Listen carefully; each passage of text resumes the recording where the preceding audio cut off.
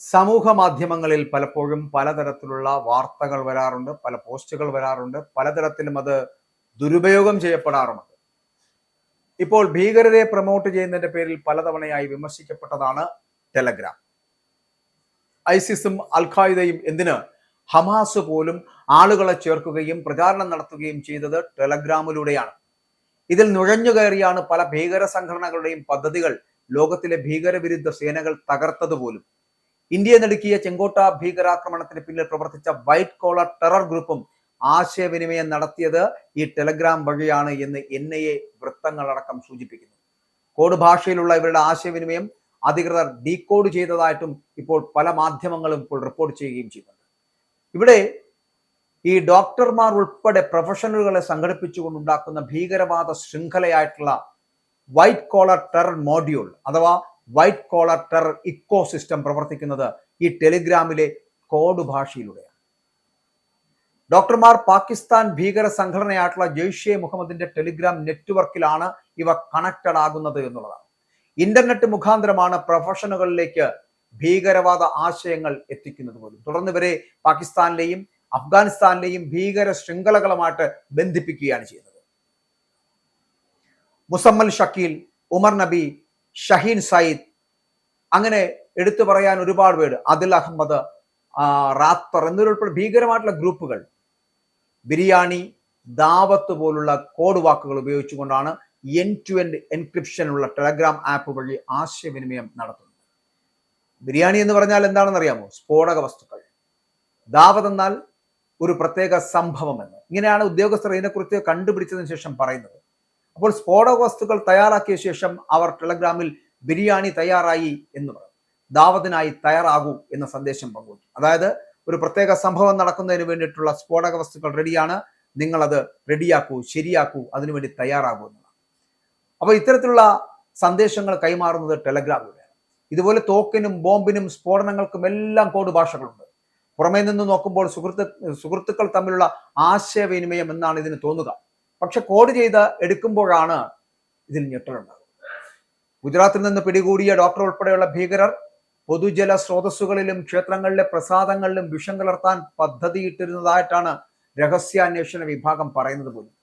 ISIS ബോംബാധിഷ്ഠിത kinetic ഭീകര പ്രവർത്തനങ്ങളിൽ നിന്ന് ജൈവരാസ മാനസിക ഭീകരവാദത്തിലേക്ക് ചുവടുമാറ്റം നടത്തുന്നുവെന്നാണ് റിപ്പോർട്ടുകൾ വരുന്നത്. ഇത് സംബന്ധിച്ച് നിരവധി രഹസ്യ വിവരങ്ങൾ അന്വേഷണ ഏജൻസികൾക്ക് ലഭിച്ചിട്ടുണ്ട്. പരിഭ്രാന്തി സൃഷ്ടിക്കുക, സർക്കാരിൽ അവിശ്വാസമുണ്ടാക്കുക, വർഗീയ വികാരങ്ങളെ മുതലെടുക്കുക എന്നിവയാണ് ഇവർ ലക്ഷ്യം വെക്കുന്നത് എന്നുകൂടി ഉദ്യോഗസ്ഥർ പറയുന്നുണ്ട്.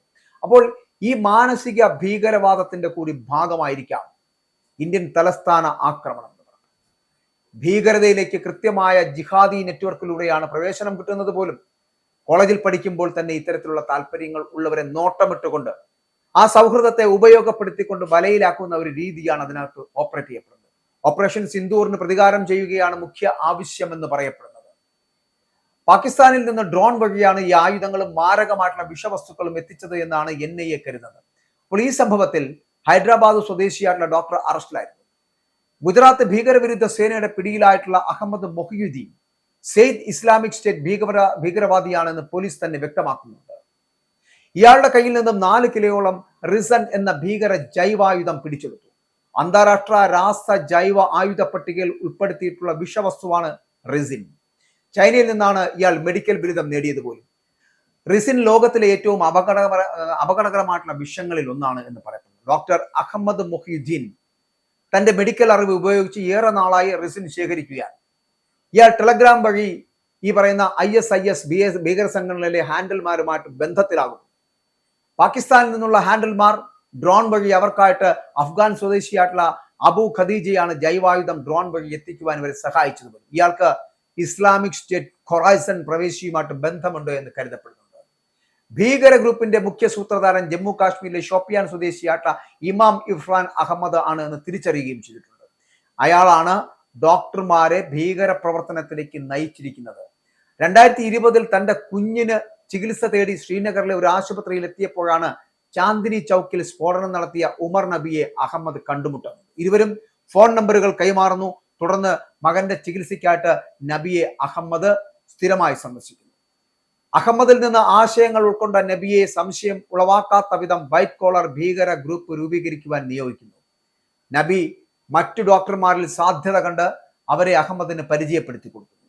അഹമ്മദ് ടെലഗ്രാം വഴി ഭീകരരുടെ കാഴ്ചപ്പാടുകൾ പങ്കുവയ്ക്കുന്നു. പാകിസ്ഥാൻ ആസ്ഥാനമായുള്ള ജെയ്ഷെ മുഹമ്മദ് ഭീകരരുമായിട്ട് ഡോക്ടർമാർ ദക്ഷിണ കാശ്മീർ മേഖലയിൽ കൂടിക്കാഴ്ച നടത്തുന്നു. ആ കൂടിക്കാഴ്ചയ്ക്ക് അഹമ്മദാണ് ക്രമീകരണം നടത്തിയത് എന്നുള്ള വിവരങ്ങളടക്കം ലഭിക്കുകയും ചെയ്തിട്ടുണ്ട്. അപ്പോൾ ഇവിടെ ഈ ഒരു ഓപ്പറേഷൻ എന്ന് പറയപ്പെടും, നമുക്കറിയാം ഈ ഓപ്പറേഷൻ സിന്ദൂറിന് ശേഷം ഇന്ത്യയെ എങ്ങനെ തകർക്കാം എന്നതിനെ കുറിച്ച് ആലോചിക്കുന്ന ഭീകരന്മാർ, പാക് ഭീകരന്മാർ ഇപ്പോഴും അടങ്ങിയിട്ടില്ല എന്നുള്ളതാണ്.